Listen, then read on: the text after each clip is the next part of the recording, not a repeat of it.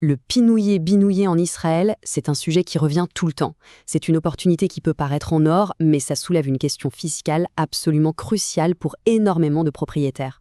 Aujourd'hui, on va décortiquer une exonération d'impôts bien précise, une exonération qui peut faire économiser, croyez-moi, beaucoup d'argent. Que l'on soit propriétaire ou investisseur, ce qui suit vraiment essentiel à comprendre. Alors, voilà la question qui est sur toutes les lèvres. Imaginons, on reçoit un appartement flambant neuf grâce à un projet pinouille-binouille. Super. Sauf qu'on en possède déjà un autre. Est-ce qu'on peut vendre ce nouveau bien sans payer un centime d'impôt sur la plus-value? C'est vraiment le cœur du problème et on va y répondre. Allez, on plonge directement dans ce qu'on peut appeler le dilemme du pinouiller-binouiller. Pour bien saisir le truc, il faut poser le décor. Mettez-vous à la place du propriétaire. Il a un appartement dans un vieil immeuble. Un promoteur arrive, lance un projet, et hop, l'ancien logement est remplacé par un appartement tout neuf, bien plus moderne et qui vaut beaucoup plus cher. C'est une perspective hyper excitante, on est d'accord. Alors, qu'est-ce que ça veut dire exactement pinouiller-binouiller? Littéralement, ça signifie évacuation-construction. Le processus est très clair. Les habitants d'un immeuble vieillissant sont relogés temporairement, le bâtiment est rasé et un nouvel immeuble, souvent plus grand, plus moderne, est reconstruit. Et à la fin, les anciens résidents reçoivent les clés de leur nouvel appartement. C'est là que le doute commence à s'installer. Ce nouvel appartement, qui a tout l'air d'un cadeau tombé du ciel, est-ce qu'il est vraiment net d'impôts?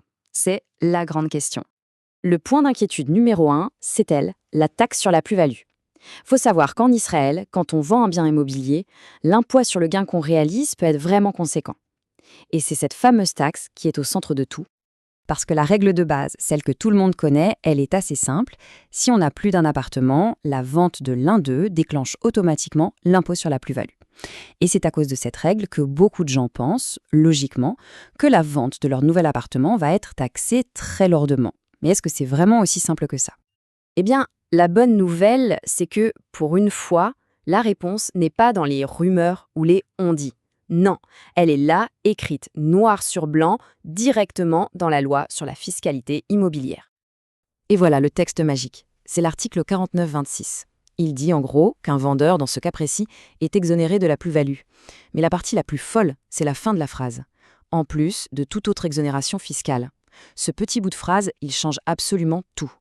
Donc, pour que ce soit bien clair, cette exonération, c'est un bonus, un vrai cadeau. Elle ne vient pas effacer ou remplacer d'autres avantages fiscaux qu'un propriétaire pourrait avoir par ailleurs. Non, c'est un droit qui s'ajoute, créé spécialement pour cette situation. D'accord. Mais alors, pourquoi une telle exception? Quelle est la logique derrière tout ça? Pour bien comprendre la règle, il faut se demander ce que le législateur avait en tête. En fait, la réponse est simple. L'objectif, c'est de donner un énorme coup de pouce à ces projets de rénovation urbaine. Ils sont cruciaux pour moderniser les villes, mais ils ne peuvent pas voir le jour sans que les résidents soient d'accord. Cette loi, c'est donc un levier hyper puissant pour les convaincre. La stratégie est limpide, c'est une mécanique en 3 temps. D'abord, on enlève la peur de l'impôt, qui est le premier frein pour les propriétaires. Ensuite, on s'assure qu'ils ne soient pas pénalisés financièrement en participant au projet. Et le résultat de tout ça, eh bien, les accords avec les promoteurs se signent beaucoup plus facilement et les chantiers peuvent enfin démarrer. Maintenant, attention, et c'est un point vraiment, vraiment important. Il ne faut pas croire que c'est une porte ouverte à toutes les exonérations. Pas du tout.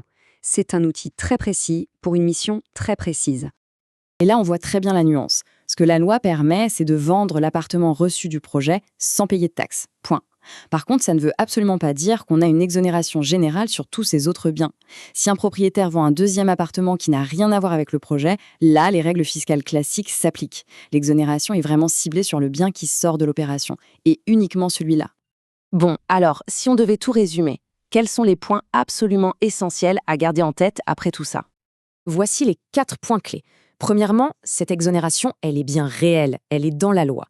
Deuxièmement, elle est ultra spécifique. Elle ne concerne que l'appartement reçu dans le cadre du projet. Troisièmement, c'est un droit qui s'ajoute, un vrai bonus fiscal. Et enfin, le point le plus important de tous, la fiscalité en Israël, c'est un labyrinthe. Avant de prendre la moindre décision, un conseil professionnel, ce n'est pas une option, c'est une obligation. Et pour finir, une petite question pour ouvrir la réflexion. Cette exonération, c'est une exception qui prouve bien une chose. Le système fiscal est rempli de subtilités et de règles cachées. Alors la vraie question, c'est quelles sont les autres règles d'or de la fiscalité immobilière en Israël qu'il faut absolument maîtriser? Clairement, l'exploration ne fait que commencer.